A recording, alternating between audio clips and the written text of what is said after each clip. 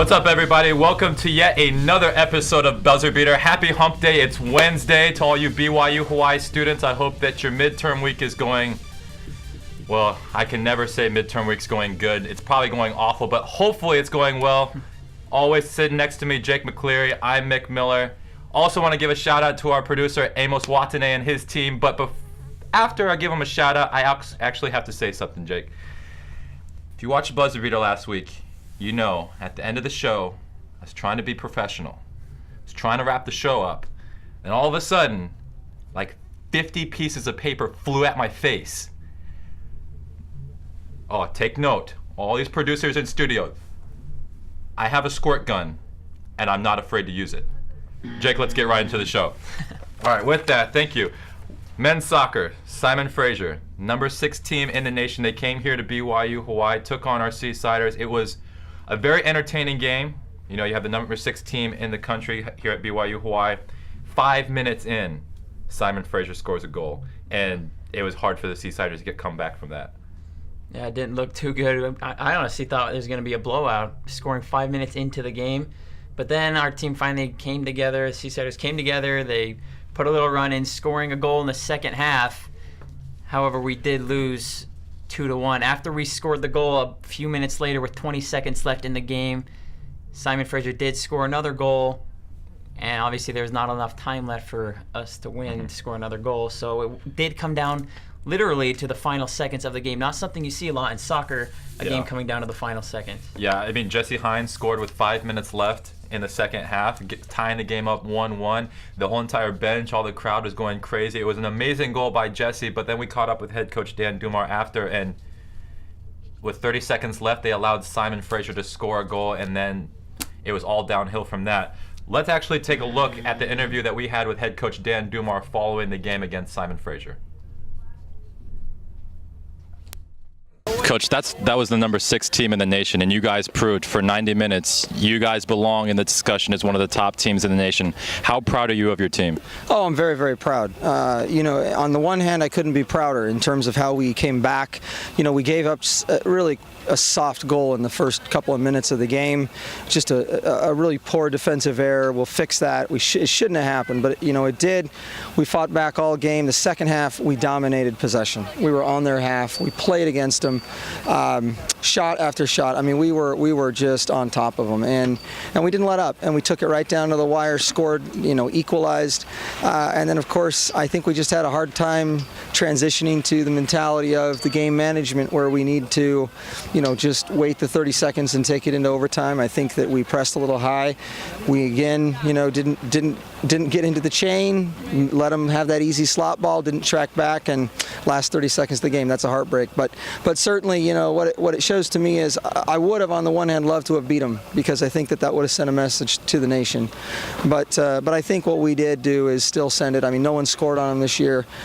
We didn't just score on them, but we could have beaten them. And if we see them in the tournament, we're going to. One of the benefits of playing a top team so early in the season is you take this as a learning experience and you build upon it. What are some of the things that you and your coaching staff saw today that you think we're going to really focus on this and allow it to not only strengthen us, but let us beat them when you do meet them again? Yeah, 2 things. Number 1, we're going to attack. And number 2, we got to fix some defensive issues. So, yep. Jake was pretty limited, but Jesse was able to come in off the bench. You guys are a really deep team, and you talked to us about that before the season even started. How hard is it to manage all these players who do want to go in and make them play as a cohesive unit? No, that's a great point. We kind of, I follow, for many years I've followed, for our philosophy of coaching, we followed something called the Pyramid of Success by John Wooden. And, you know, we have one of those as understanding our role on the team. And I think that we've talked a lot about that with the guys. What does that mean? Not everybody can be in the starting 11. And so, you know, I think the guys understand, and it's obviously hard when you're not a starter, but we've got some great guys with great personalities and great attitudes, and they understand the role is when they come off the bench, they got to fire it up. And we saw that this game, and we saw it last game.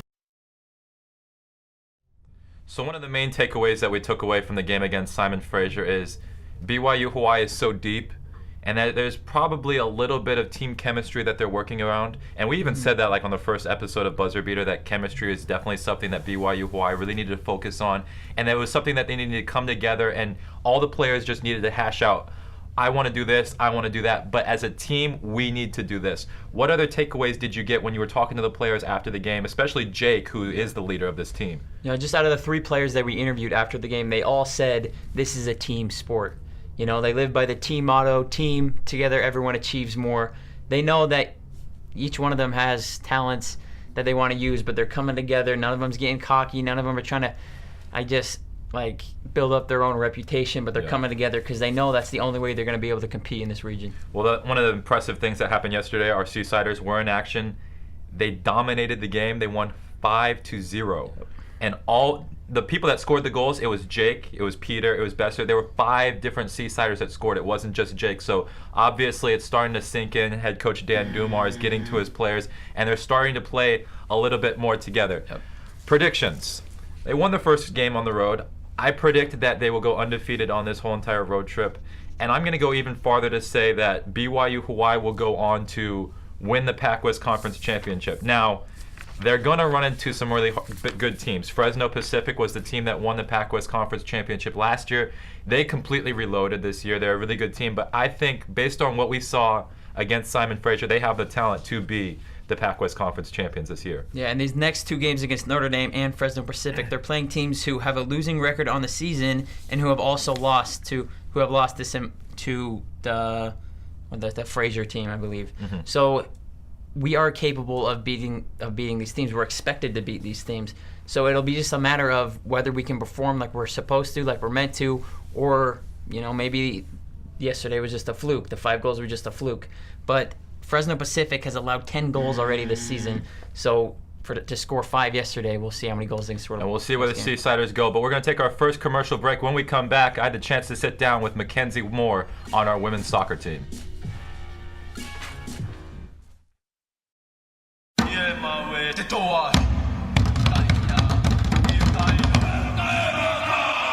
The first 2 semesters, I just loved it. It was the best experience I've ever had. Learning and just the friend group here and the jobs that I've been able to have here, it's been great.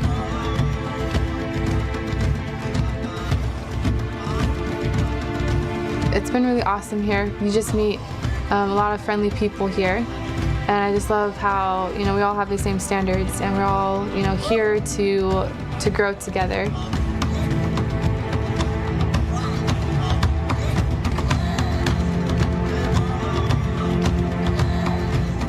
Your campus is down the street from the temple, and being in the same community as the temple is such a blessing. You feel the spirit everywhere you go, especially on campus. You're right next to the beach. Everything is in walking distance.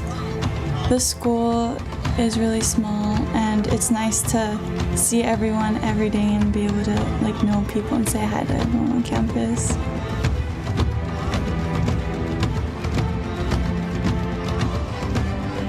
BYU has definitely given me a lot of experiences and opportunities to change my dreams and to make them more realistic and to be able to dream bigger.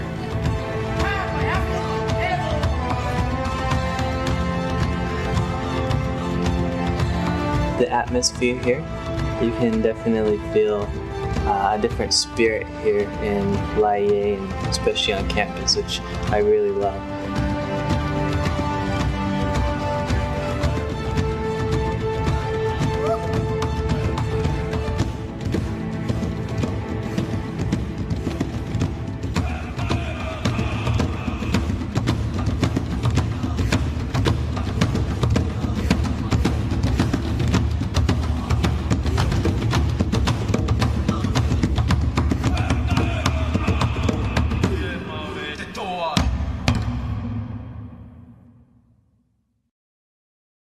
What's up, Seasider fans? Welcome back to the Seasider Spotlight. I'm Mick Miller along with Mackenzie Moore. Mackenzie, how you doing?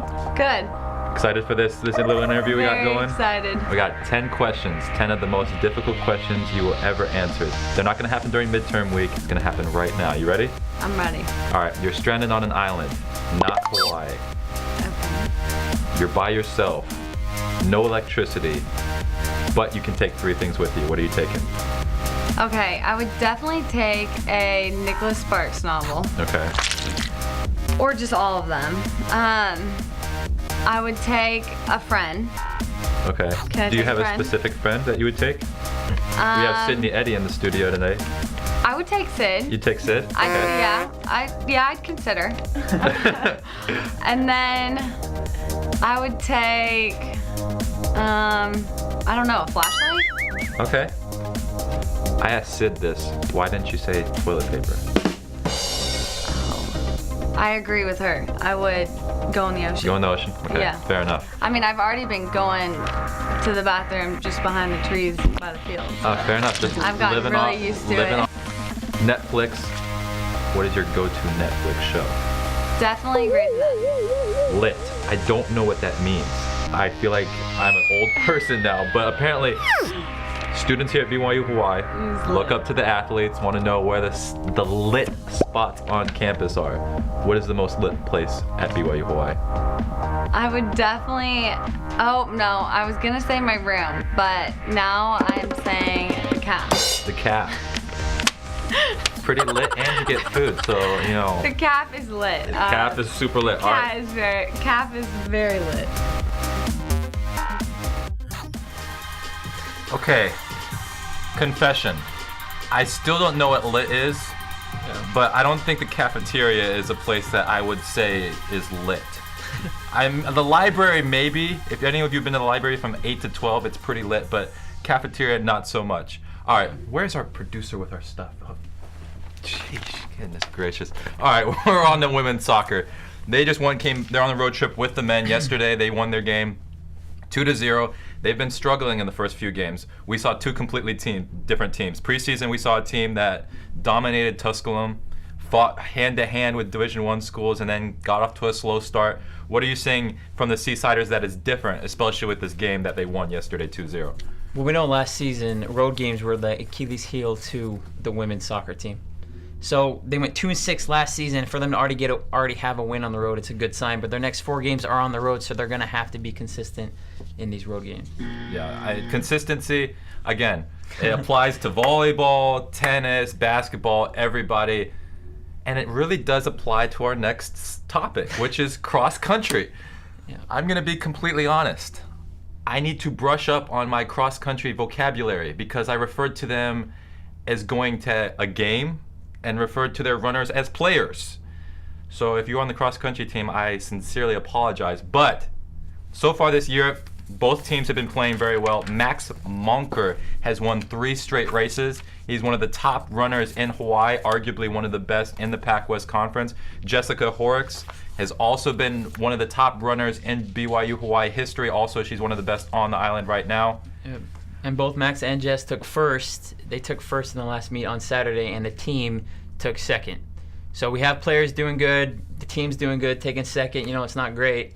I live by the motto, if you're not first, you're last, but second's not bad. And props to them for running because whenever I played sport, like the coach would put us on the line and make us run sprints whenever we played bad. They do that for fun. All right, Jake, we're on to women's volleyball. It's been a hard time for BYU Hawaii the last 5 games. They are currently on a 5-game losing streak. They've got 5 games on the road, the next 5. What's going on with BYU Hawaii and the women's volleyball team right now? They're off to one of the worst starts probably in school history. I couldn't even find a year looking back how they started worse than 2-8. That's what they're at right now. But I don't want to hang on the negatives. The positives from last game, they won the second set. So I think that curse, the second set curse is over. They started out good, got up 2-0. But then they kind of fell apart. Everybody thought, including us, we thought we were going home in the third set. Yeah. They got up 2-0, and then they kind of blew it and got down. Obviously lost the next 3 sets. Again, a positive for BYU Hawaii is right now they are 0-1 in the conference. There's only 1 game that's been played in the conference, and that's what it comes down to. If you can win in the conference, then you can go to the conference tournament. Let's talk about Cinnamoni Tonga. She is a highlight. She's a positive for the Seasiders right now. In the game against Hilo, she had another triple-double. That is her 2nd of the year. Technically, she should have 3. She was 1 dig away earlier on in the season. I said before the season started that she was a player that we really needed to keep an eye out for. Yeah. What are you seeing from Cinnamoni that's really impressed you? She's being a leader on the team. She's part of that big 3 that we're always talking about. I'm scared when she hits the ball. I'm scared for the other team. She almost took your head off at the broadcast table the last game. She hits it harder than anybody that I've ever seen on that team. But even with that triple-double, they need to find a way to utilize her to not only increase her stats, but obviously get the win, because that's more important to her and for the team. I think one of the most impressive things about Cinnamoni is that she's an outside hitter, and she's almost getting triple doubles every single night, meaning she has to dig, so she's playing defense most of the time. She's racking up all these assists, so she's playing like she's a setter. Very impressed with Cinnamoni Tonga. If the season were to end today, she would be my team MVP. All right, highlighted player of the week is none other than Jesse Hine. We had the opportunity to sit down with him after the game. He was the one that scored the goal with 5 minutes left against Simon Fraser. Very impressive player. He's one of the most humble players on BYU Hawaii's soccer team. And also, when he comes off the bench, he really helps BYU Hawaii and elevate them. Again, we've talked about how deep they are. Jesse comes off the bench, and he's just a great guy. And you've seen that, and you talked to him after the game.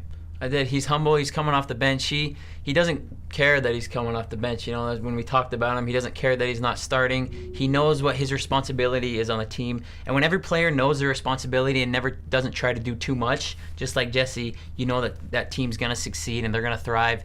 And it doesn't matter who's starting and who's not, but they're going to have success. Yeah, again, Jesse's done a great job for BYU Hawaii, and he's leading our men's soccer team along with Jake McCrae and Peter Puertas. All right, Jake. Another crazy week in college football. We'll take one more break on Buzzer Beater, but when we come back, Jake and I are going to be talking about week 3 of college football.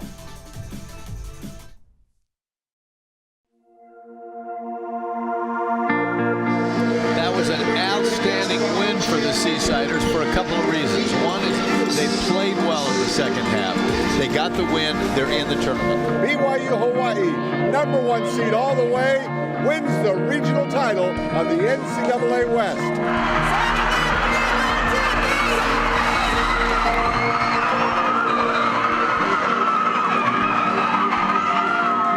Great win for us. It was a nice win. We held our composure, and at least we closed out. It's tough to close out in the championship, but we did it.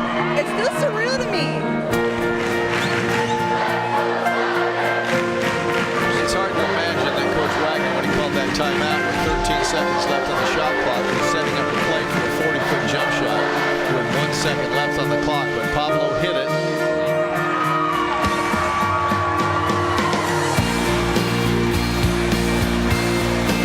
Right back at us, saying so long for beautiful Laie, Hawaii.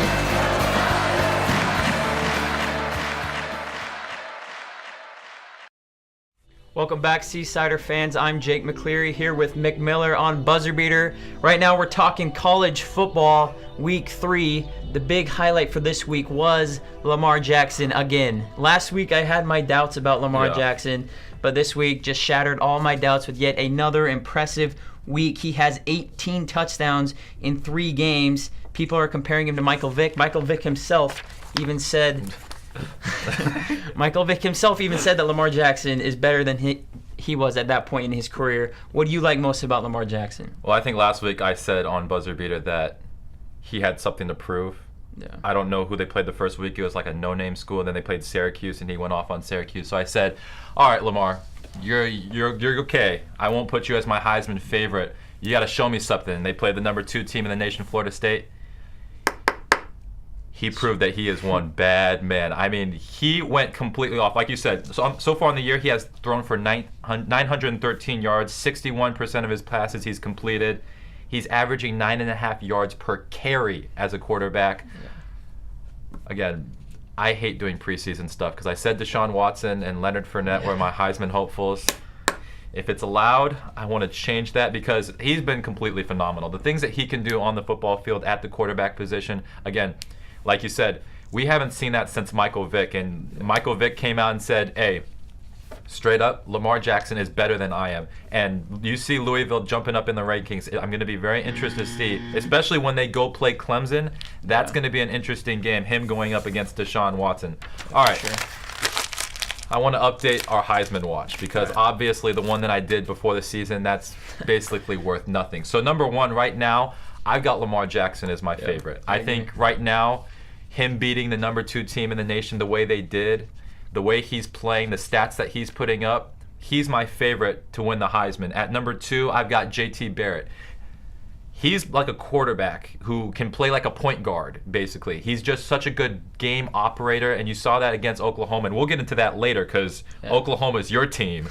But JT Barrett, the way he's playing, the way he's flourishing as a starting quarterback last year, he had a fight with Cardale Jones for that starting job. Now that it's his team, I think he's one of the Heisman hopefuls for this season.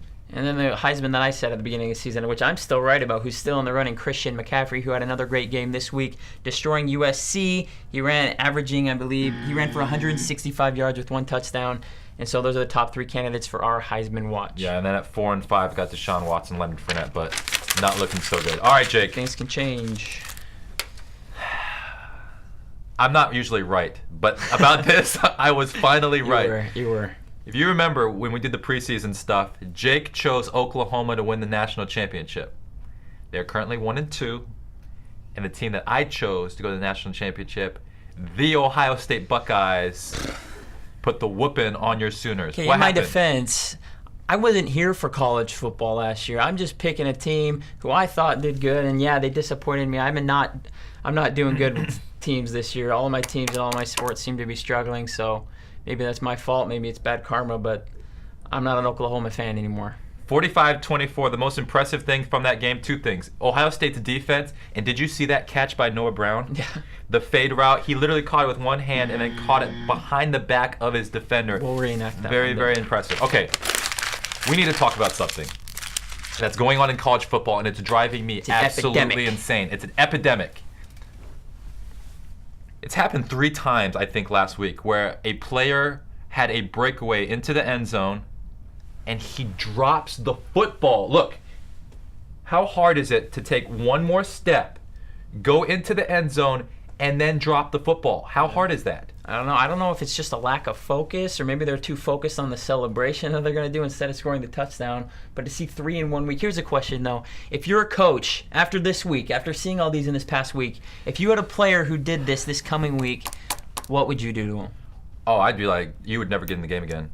You would literally, look at that. That is literally half of a yard that you have to take to get into the end zone. I think they need to change the rule. I think if you fumble like that, you got to give it to the other team. How are you going to reward the team and give them the ball at the 1 yard line? They're basically going to score anyways. I agree. All right. Now we're on to a big discussion in college football right now. For many years, the SEC was the dominant conference in college football. There were years in which a team from the SEC was represented in the national championship every single year, and it seemed like a team from the SEC was winning the championship every single year, whether it was Alabama, LSU, Auburn. Now, I believe the table has turned. In my opinion, the number 1 team, or the number 1 conference in college football is the Big Ten. Look at the top 5 teams in the Big Ten right now. You've got the Ohio State Buckeyes, who are currently ranked 2nd in the nation. You've got the Michigan Wolverines. You've got Michigan State, Wisconsin, and even Maryland, who usually isn't known as a very good football team. They're currently undefeated in Big Ten play. Do you agree or disagree that Big Ten has taken over as the top conference in college football? I do, as of right now at least. They are the best conference in college football with a record of 30-6, combined only losing 6 games in the first 3 weeks.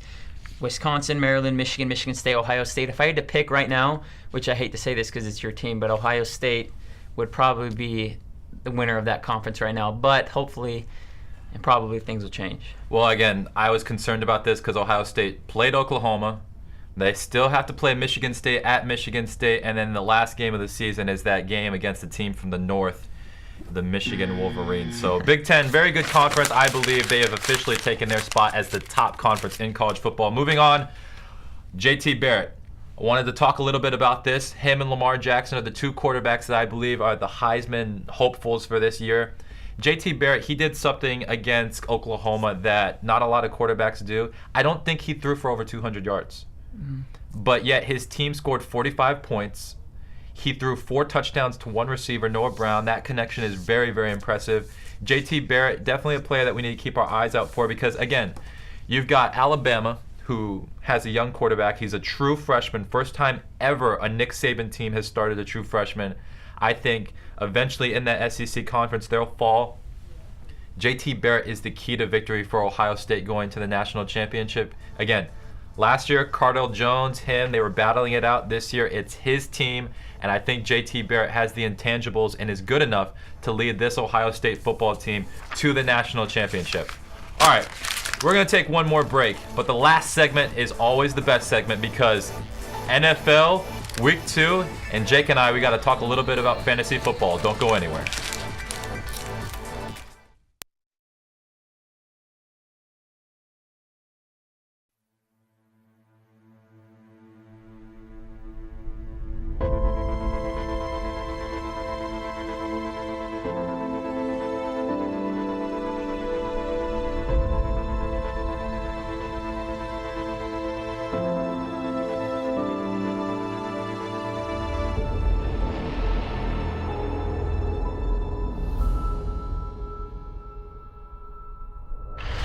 In a world where hospitality's in short supply and businesses hunger for college graduates who are considered genuine gold, one university seeks to change the world for the better. Join our students as they discover culture, business management, and the Aloha spirit. Come gain real-world experience by working side by side with seasoned professionals and land your dream internship. Brigham Young University Hawaii's Hospitality and Tourism Management Program. 70 plus countries. 15 students per class. 9 semesters. Make one epic adventure.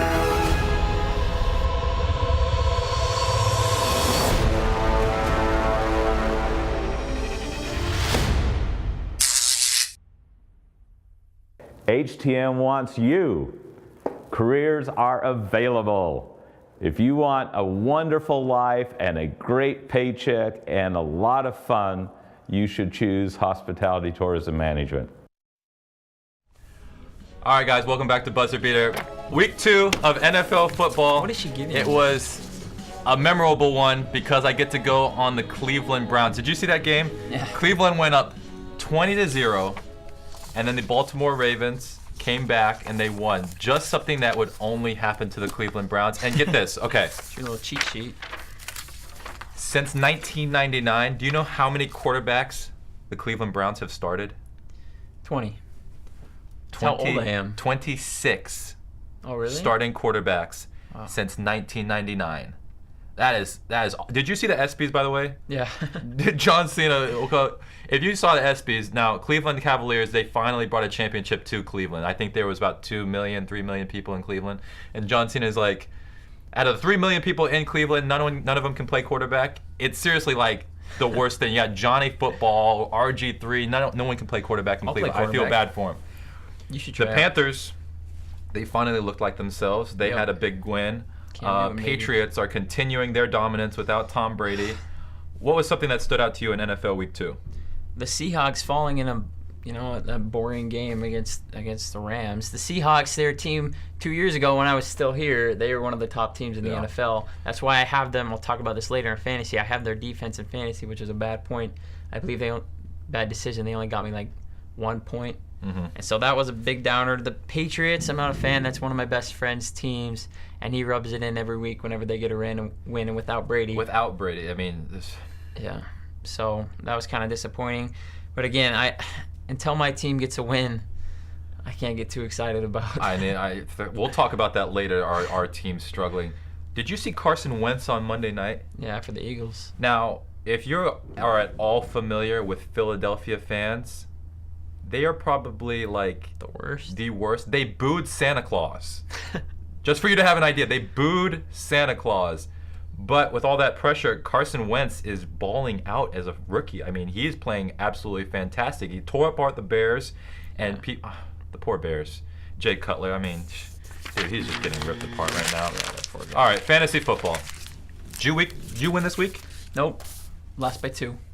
Who's your starting quarterback? You got Cam Newton, right? So that was a good choice. Okay. Cam Newton, but again, the Seahawks defense killed me. They did nothing for me. They got 1 point. And then that Bears punt return at the end, I would have had that game because I had Matthews for the Eagles in my running back. And so I was up by 2, or I was up by 4, I believe, and then the Bears had that punt return for the touchdown, and that cost me the game. Okay, last week we discussed the running back situation because Adrian Peterson. Today they announced he's hurt, he's out. We don't know how long he's going to be out for, but Adrian Peterson's gone.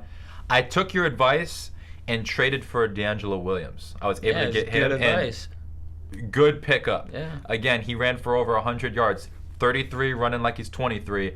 Broncos defense, stand with them. Also, a word of advice: if you can get Stephon Diggs, pick him up. He almost caught for over 200 yards, and with AP out of the lineup, he's definitely a player that you should keep an eye out for and try to get onto your fantasy team. All right. Not looking forward to this. Yeah. I always make fun of Jake because I'm from Washington, D.C., and I cannot stand the Redskins. Again, only to the Cowboys is there a more annoying fan base than the Redskins. Yeah. But I can't really talk because the Indianapolis Colts lost again. They are 0-2 on the year. You want to go first or should I go first? I'll go first. Last week you talked about how much you look up to Stephen A. Smith. I look up to him in this fact that he hates the Cowboys along with me. I can't stand the Cowboys. They're my inter-division rival to the Redskins. So for them to lose to the Cowboys, in which they should have won, Kirk Cousins threw that interception late in the game in which the Cowboys drove the field and scored that game-winning touchdown. That was extremely frustrating, and they have yet to win a game this season like your Colts. So, again, it's just frustrating. I think my case may be more frustrating than your case, and let me state why. You know how much money Andrew Luck is making right now? He is a $100 million man. Okay. They gave Andrew Luck not bad. The most lucrative contract in NFL history. No one has made more money than Andrew Luck, and they're paying him to go 0-2, throw interceptions, fumble the football, turn the football over, and the Colts are going absolutely nowhere. So that's what's driving me crazy. Okay, I've come up with a solution. It is called the Philadelphia 76er solution. You know what that is? You lose every single game on purpose. You go to the draft and try to get the best player. You fire everybody, and you just restart. That's what the Redskins did. They got RG3, and then look what happened. It didn't work for the Redskins. I don't think it'll work for the Colts, but anything other than what's going on right now. All right. Now we can talk about something positive. We are NBA, baby. 5 weeks from basketball season, but we're 6 days away from the NBA training camp. I'm really excited. There's some teams we got to keep an eye out for. Again, LeBron James, Steph Curry, Russell Westbrook. These are the players that everyone's talking about. You know what? There's a few teams I'm actually really interested to see. One of them, hometown team, Washington Wizards. Now, I've got an insider in the Wizards organization. Oh, really? I don't know if you know his name. His name's Chris Miller. Your dad? He's the guy that's paying for my education right now, so I got to be very careful with my words. Mm-hmm. But I'm very excited to see what the Wizards do because they've got a top 3 backcourt in John Wall and Bradley Beal. Yeah. I think they will probably be one of the only teams that can compete with the Cavs in the East.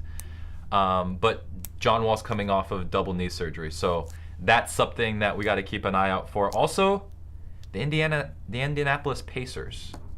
They got Paul George back. They got some acquisitions this summer. Going into NBA training camp, it'll be interesting to see how these pieces come together. Because again, Cavs, Warriors, it looks like it's just going to be that in the finals again. But there are some teams that are quite interesting. I got the Wizards. I got the Pacers. Who do you got? You're going with your hometown team, Mick. Do not say the Utah Jazz. Joe Johnson. He's 45 years old. He's 150 years old. Who? Yeah, I'm surprised he's still going. But hey, they're whatever picked to get the fifth spot in the Western Conference. So. All right, well, have a little faith in your hometown. I got to have faith in the hometown team. And you guys got to have faith in the hometown team because the Lady Seasiders will be in action this week along with our men's team, men's, women's soccer on the road, our women's volleyball team getting ready to go on the road as well. So make sure you tune into the BYU Hawaii Sports Network and download the Seasider Front Row app for all things Seasiders. For Jake McCleary, I'm Mick Miller. Thanks for tuning in to Buzzer Beater, and we'll see you next Wednesday.